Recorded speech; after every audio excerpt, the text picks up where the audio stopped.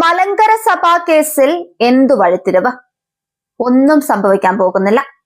9 അംഗ ബെഞ്ചിന്റെ വിധി പ്രതികൂലമായാൽ പിന്നെ യാക്കോബ്യർ എന്തു വാദിക്കും? പരാതിയുമായി എവിടേക്ക് പോകും?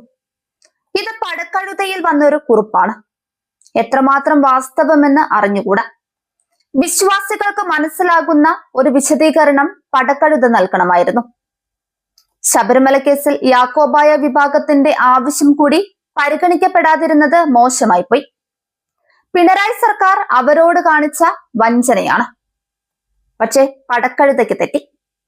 ശബരിമല കേസ് കേൾക്കുമ്പോൾ നമ്മുടെ വിശ്വാസപരമായ കാര്യം കൂടി കേൾക്കുമോ?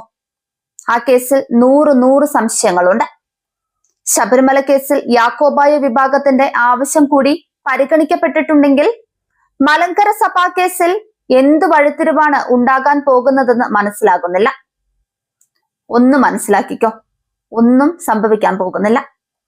സംഭവിക്കുന്നത് 1958-ലെയും 1995-ലെയും 2017-ലെയും സുപ്രീം കോടതിയുടെ വിധികളെ ഒന്നുകൂടി അരക്കിട്ട് ഉറപ്പിച്ചു കിട്ടും. 9 അംഗ ബെഞ്ചിന്റെ വിധി കഴിഞ്ഞാൽ പിന്നെ യാക്കോബ്യർ പിന്നെ എന്തു വാദിക്കും? പരാതിയുമായി എവിടേക്ക് പോകും? 2017 വിധിയുടെ ഖണ്ഡിക 181 പറയുന്നത്, The primary duty of the court is to consider the interest of the general body of the public for whose benefit the trust is created. ഒരു ട്രസ്റ്റ് എന്തിനു വേണ്ടി നിർമ്മിച്ചോ അതിൽ അധിഷ്ഠിതമായിരിക്കണം അതിന്റെ ഭരണവും. Once a trust is always a trust. ഇതാ വിധിയുടെ conclusion ആണ്. ഇപ്പറഞ്ഞ ആർട്ടിക്കിൾ 25 എന്നത് 2017 വിധിയിൽ ഇഴകീറി പരിശോധിച്ചിട്ടുള്ളതല്ലേ.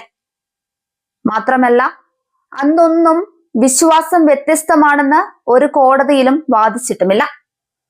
2 വിഭാഗങ്ങളുടെയും വിശ്വാസങ്ങൾ ഒന്ന് തന്നെയാണ് എന്നാണ് കോടതിയിൽ ഇരുവിഭാഗങ്ങളും അംഗീകരിച്ചിട്ടുള്ളതും കോടതിയുടെ അന്തിമ കണ്ടെത്തലും. ഇതൊന്നും അറിയാത്തതല്ല, വിശ്വാസികളെ പുകമറിയിൽ നിർത്തുവാനുള്ള ഒരു തന്ത്രം മാത്രം.